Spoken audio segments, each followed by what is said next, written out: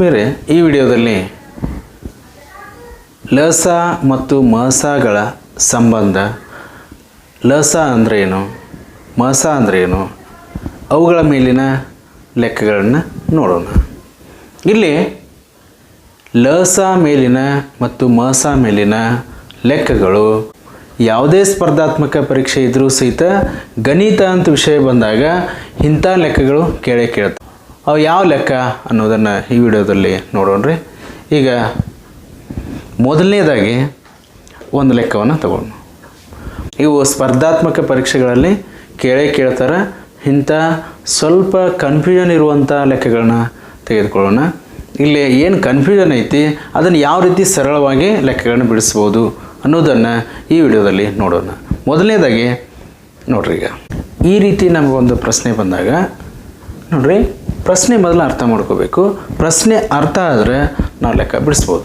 ನೋಡಿರಿ, ಮೊದಲ 100 ಸ್ವಾಭಾವಿಕ ಸಂಖ್ಯೆಗಳಲ್ಲಿ ನ್ಯಾಚುರಲ್ ನಂಬರ್ಸ್ ಅಂದರೆ 1 ರಿಂದ 100ರವರೆಗಿನ ಅನುಕ್ರಮ ಸಂಖ್ಯೆಗಳಲ್ಲಿ 3 ಮತ್ತು 5 ಇವುಗಳ ಅಪವರ್ತ್ಯಗಳ ಸಂಖ್ಯೆಗಳು ಎಷ್ಟು? ಅಪವರ್ತ್ಯಗಳಂದರೆ ಇದರ ಮಗ್ಗಿ ಎಷ್ಟು ಬರ್ತಾವು ಅಂದಂಗೆ. ಅಂದರೆ 3 ಮಗ್ಗಿ ಒಳಗಿರಬೇಕು, 5 ಮಗ್ಗಿ ಒಳಗಿರಬೇಕು. 3 ಮಗ್ಗಿ ಒಳಗಿದ್ದ 5 ಮಗ್ಗಿ ಒಳಗೆ ಇರಲಿಲ್ಲ ಅಂದ್ರೆ ಬರೋಂಗಿಲ್ಲ. 5 ಮಗ್ಗಿ ಒಳಗಿದ್ದ 3 ಮಗ್ಗಿ ಒಳಗಿದ್ರೆ ಆ ಸಂಖ್ಯೆ ನಾವು ತೊಗೊಳಂಗಿಲ್ಲ. ಹಾಗಾದ್ರೆ ನಾವು ಏನು ಮಾಡ್ಬೇಕ್ರಿ? ಲಸ ತೆಗಿಬೇಕು. ಯಾವ್ಗಳದ? 3 ಮತ್ತು 5ರ ಲಸ. ನೋಡ್ರಿ, 3 ಮತ್ತು 5ರ ಲಸ ತೆಗಿಬೇಕು. ಅಂದರೆ ಇಲ್ಲಿ ನೇರವಾಗಿ ಬರಿಬೋದು. ಲಸ ಎಷ್ಟಾಕತ್ತೆ ಅಂದ್ರೆ 3 × 5 15 ಆಕತ್ತೆ. ಯಾಕಂದರೆ ಎರಡು ಅವಿಭಾಜ್ಯ ಸಂಖ್ಯೆಗಳದ ಅವಿಭಾಜ್ಯ ಸಂಖ್ಯೆಗಳ ಗುಣಲಬ್ಧವೇ ಲಸ ಆಗಿರುತ್ತದೆ. ಅದಕ್ಕೆ ಈಗ ಏನು ಮಾಡಬೇಕು? 100ರವರೆಗಿನ ಇದರ ಅಪವರ್ತ್ಯಗಳನ್ನು ಬರಿಬೇಕು. ನೋಡ್ರಿ, ಈಗ 100ರವರೆಗಿನ ಅಪವರ್ತ್ಯಗಳು ವರೆಗಿನ 15ರ ಅಪವರ್ತ್ಯಗಳು ಎಷ್ಟದಾವು ಅಂತ ಕೇಳ್ಯಾರವರು. ಅಪವರ್ತ್ಯಗಳು ಯಾವಾಗ ಬರ್ತಾವೆ ನೋಡ್ರಿ. ಈಗ ನೋಡ್ರಿ, ಮೊದಲನೇದು 15, ನೆಕ್ಸ್ಟ್ 30, 45, 60, 75, 90. ನೆಕ್ಸ್ಟ್ ಬರೋಂಗಿಲ್ಲ, 105 ಆಕತಿ. ನಮಗೆ 100ರ ಒಳಗಿನ 100ರವರೆಗೆ ಎಷ್ಟು ಅದಾವು ಇಲ್ಲಿ ನೋಡ್ರಿ, ಇಲ್ಲೇ ಇದಾವೆ ರೀ. 100ರವರೆಗೆ ನ್ಯಾಚುರಲ್ ನಂಬರ್ಸ್ ಎಷ್ಟು ಅದಾವು? ಅವು ಎಂಥವಾಗಿರಬೇಕು? 3 ಮತ್ತು 15ರ ಅಪವರ್ತ್ಯಗಳಾಗಿರಬೇಕು. ನೀವು ಒಂದು ಇಲ್ಲೇ ಪ್ರಶ್ನೆ ನಮಗೆ ಕನ್ಫ್ಯೂಷನ್ ಸ್ಟಾರ್ಟ್ ಆಗ್ಬೋದು. 3ರ ಅಪವರ್ತ್ಯ ಅಂದರೆ ಸರ್ 9 ತೊಗೋಬೋದಾಗಿತ್ತಲ್ಲ. ಇಲ್ಲೇ ಪ್ರಶ್ನೆ ನೋಡ್ರಿ, ಬೋತ್ ಅಂತ ಕೇಳಿ ನೋಡ್ರಿ, 2ರ ಅಪವರ್ತ್ಯ ಆಗಿರಬೇಕು. ಎಂಥ ಸಂಖ್ಯೆಗಳಾಗಿರ್ಬೇಕು ಇವು? 3ರ ಅಪವರ್ತ್ಯನೂ ಆಗಿರಬೇಕು, 5ರ ಅಪವರ್ತ್ಯನೂ ಆಗಿರಬೇಕು. ಇಲ್ಲಿ 9 3ರ ಅಪವರ್ತ್ಯ ಹೌದು, ಆದರೆ 5ರದ ಅಲ್ಲ. 10 ತೊಗೊಂಡ್ರೆ ತಿಳ್ಕೊರಿ, 10 ಇಲ್ಲೇ ಬರ್ದಿಲ್ಲ. ನಾವು 10 ತೊಗೊಂಡಿವಿ ಅಂದರೆ 5ರ ಅಪವರ್ತ್ಯ ಹೌದು, 3ರ ಅಪವರ್ತ್ಯ ಅಲ್ಲ. ಈ ರೀತಿ ಅದಕ್ಕೆ ನಾವು ಏನು ಮಾಡ್ತೀವಿ? ಲಸ ತೆಗಿತೀರಿ. ಆದ್ದರಿಂದ ಅವುಗಳ ಅಪವರ್ತ್ಯಗಳನ್ನು ಬರೀತೀರಿ. ಅವಾಗ ನಿಮಗೆ ಈ ಸಂಖ್ಯೆಗಳು ಸಿಗ್ತಾವೆ.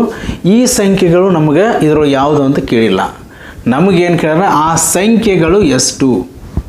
ನಂಬರ್ಸ್ ಈಸ್ ಎಷ್ಟು ನಂಬರ್ಗಳು ಅದಾವು, ಎಷ್ಟು ಸಂಖ್ಯೆಗಳು ಅದಾವು ಅಂತ ಕೇಳಿದರೆ 1 2 3 4 5 6 6 ಸಂಖ್ಯೆಗಳದಾವು.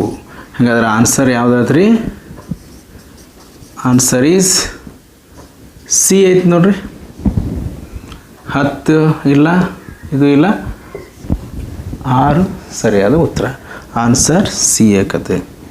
ಈ ರೀತಿ ಪ್ರಶ್ನೆ ನಮಗೆ ಸ್ಪರ್ಧಾತ್ಮಕ ಪರೀಕ್ಷೆಗಳಲ್ಲಿ ಕೇಳಲಾದಂಥ ಈ ಪ್ರಶ್ನೆಗೆ ನಾವು ಈ ರೀತಿ ಈಸಿಯಾಗಿ ಅರ್ಥ ಮಾಡ್ಕೊಂಡಿವಿ. ಇದೇ ರೀತಿ ಪ್ರಶ್ನೆಗಳು ನಾವು ಬೇರೆ ಬೇರೆ ಕೇಳ್ಬೋದು. ಅದಕ್ಕೆ ಇನ್ನೊಂದು ಪ್ರಶ್ನೆಯನ್ನು ನೋಡೋಣ. ಈಗ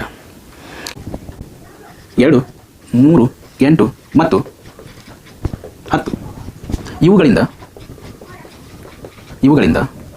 ಭಾಗಿಸಲ್ಪಡುವ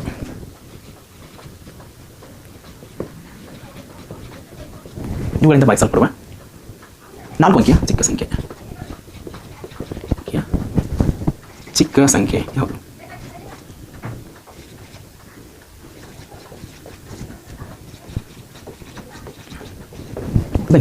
What is the 4-digit smallest number? What is the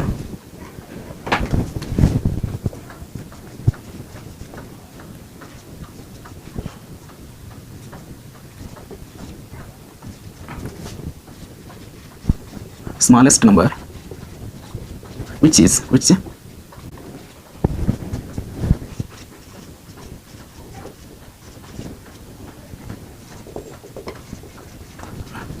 divided by 2, 3, 8 and 10. ಸ್ಪರ್ಧಾತ್ಮಕ ಪರೀಕ್ಷೆಗಳಲ್ಲಿ ಕೇಳಲಾದ ಮತ್ತೊಂದು ಪ್ರಶ್ನೆಯನ್ನು ಈಗ ನೋಡ್ತಾ ಇದ್ದೀರಿ. ಇಲ್ಲಿ 2, 3, 8 ಮತ್ತು 10 ಇವುಗಳಿಂದ ಭಾಗಿಸಲ್ಪಡುವ 4 ಅಂಕಿಯ ಚಿಕ್ಕ ಸಂಖ್ಯೆ ಯಾವುದು? ನೋಡ್ರಿ, 2ರಿಂದನೂ ಭಾಗಿಸಕ್ಕೆ ಬರಬೇಕು, 3ರಿಂದನೂ ಬರಬೇಕು, 8ರಿಂದ ಬರಬೇಕು, 10ರಿಂದನೂ ಬರಬೇಕು.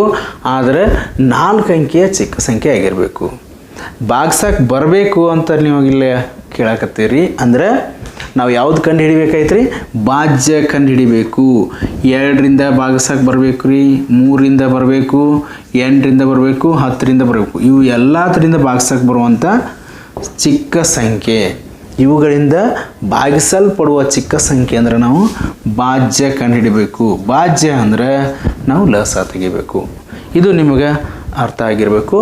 ಹಿಂದಿನ ವಿಡಿಯೋದಲ್ಲಿ ನಾವು ತಿಳಿಸ್ಕೊಟ್ಟಿವಿ, ಅಲ್ಲಿ ನೋಡು. ಈಗ ಲಸ ತೆಗಿಬೇಕು. 2, 3, 8, 10 ಲಸ ತೆಗೀನಿ. ಈಗ ಅವಿಭಾಜ್ಯ ಸಂಖ್ಯೆಗಳಿಂದ ಕ್ಯಾನ್ಸಲೇಷನ್ ಮಾಡ್ತಾ ಹೋಗ್ತೀರಿ, ಇಲ್ಲಿ ಬರಿತಾ ಹೋಗ್ತೀರಿ. 2 1 3 ಹಂಗೆ ಬರಿಬೇಕು, 2 4 2 5. ಈಗ ಮತ್ತೆ 2ರಿಂದ ಭಾಗಿಸ್ತೀರಿ, 2 2 ಇಲ್ಲಿ 3 ಹಾಗೆ ಬರಿಬೇಕು, 5 ಹಾಗೆ ಬರೀರಿ. ನೆಕ್ಸ್ಟು 2ರಿಂದ ಭಾಗ ಹೋಗ್ತದೆ, ನೆಕ್ಸ್ಟು 3 ಹಂಗೆ ಬರಿತೀರಿ, 5 ಹಂಗೆ ಬರೀತೀರಿ. 2ರಿಂದ ಭಾಗ ಹೋಗೋದಿಲ್ಲ, 5ಕ್ಕೂ 2ರಿಂದ ಭಾಗ ಹೋಗೋದಿಲ್ಲ. ಅದಕ್ಕೆ 3 1 5 ಹಂಗೆ ಬರೀರಿ, 5 1 5 ಪೂರ್ತಿ ಭಾಗ ಹೋಯ್ತು. ಈಗ ಲಸ ನೋಡ್ರಿ, ಲಸ 2 ಗುಣಾಕಾರ 2 ಗುಣಾಕಾರ 2 ಗುಣಾಕಾರ 3 ಗುಣಾಕಾರ 5. 2 2 4 4 8 8 3 24 24 5 120. ಎಲ್ ಸಿ ಎಮ್ ಏನಾಯ್ತು ಹಾಗಾದರೆ? ನಮ್ಗೆ ಎಲ್ ಸಿ ಎಮ್ 120 ಬಂತು. ಈಗ ಆಪ್ಷನ್ಗಳು ಏನದಾವ ನೋಡೋಣ ಒಂದು ಸ್ವಲ್ಪ.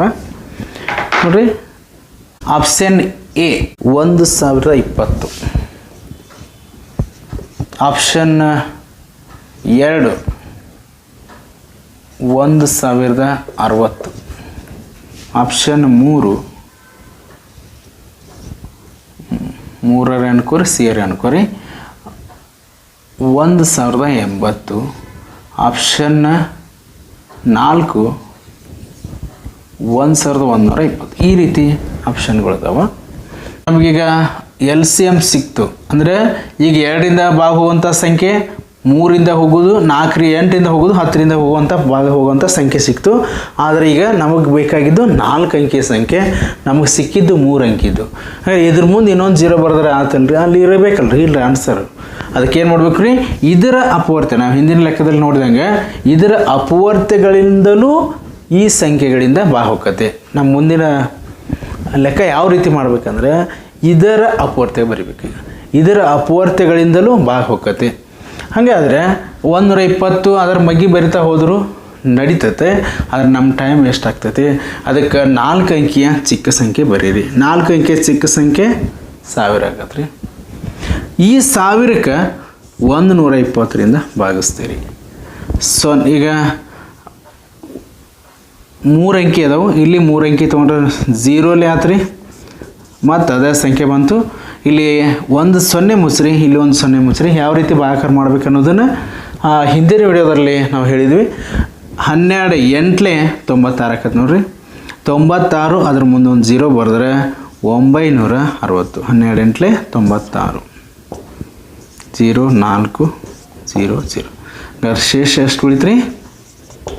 40 ಉಳಿತು. ಇಲ್ಲಿ 2 ರೀತಿಯಿಂದ ನಾವು ಭಾಗ ಹೋಗುವಂಥ ಸಂಖ್ಯೆಯನ್ನು ಕಂಡುಹಿಡಿದು ಅದನ್ನು ಹೇಳಿದ್ದು ನಿಮ್ಗೆ ಹಿಂದಿನ ವಿಡಿಯೋಗಳಲ್ಲಿ. ಇಲ್ಲಿ 1000ದಲ್ಲಿ 40 ಕಳೆದ್ರೆ ಭಾಗ ಹೋಗತ್ತೆ. ಆದರೆ 4 ಅಂಕಿ ಸಂಖ್ಯೆ ಆಗೋದಿಲ್ಲ, 3 ಅಂಕಿ ಸಂಖ್ಯೆ ಆಕತಿ. ಇನ್ನೊಂದು ವಿಧಾನ ಐತಿ, 120ರೊಳಗೆ ಶೇಷವನ್ನು ಕಳೆದು ಕೂಡಿಸ್ಬೇಕು. ಈಗ ನೋಡ್ರಿ, ಅದನ್ನೇ ಹೇಳ್ತೀನಿ. ಈಗ 120 ಮೈನಸ್ 40 ಶೇಷ ಕಳಿಬೇಕು. ಭಾಜಕದಲ್ಲಿ ಶೇಷ ಕಳೆದ ನೀವು ಇಲ್ಲಿ ಕೂಡಿಸಿದ್ರೆ ಭಾಜ್ಯದಲ್ಲಿ ಕೂಡಿಸಿದ್ರೆ ಆನ್ಸರ್ ಸಿಗ್ತೈತೆ. ಹಾಗಾದ್ರೆ ಕಳೆದಾಗ 80 ಬಂದ್ರಿ 0. ಹಾಗಾದ್ರೆ ನಿಜವಾದ ಉತ್ತರ ಏನಾಯ್ತರಪ್ಪ ಅಂದ್ರೆ 1000 + 80, 1080 ನಿಜವಾದ ಉತ್ತರ. ಈ ರೀತಿ ನಾವು ಲೆಕ್ಕ ಮಾಡಿದಾಗ ನಮಗೆ ಆನ್ಸರ್ ಸಿಗ್ತೈತೆ. ಹಾಗಾದ್ರೆ ಇಲ್ಲಿ ಆಪ್ಷನ್ಗಳಲ್ಲಿ ಐತೆ ನೋಡ್ರಿ, ಆಪ್ಷನ್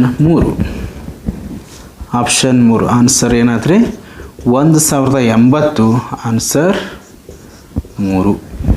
ಈ ರೀತಿ ನಾವು ಲಸ ಮತ್ತು ಮಸಗಳ ಮೇಲಿನ ಲೆಕ್ಕಗಳನ್ನ ನೋಡ್ತಾ ಇದ್ದೀವಿ.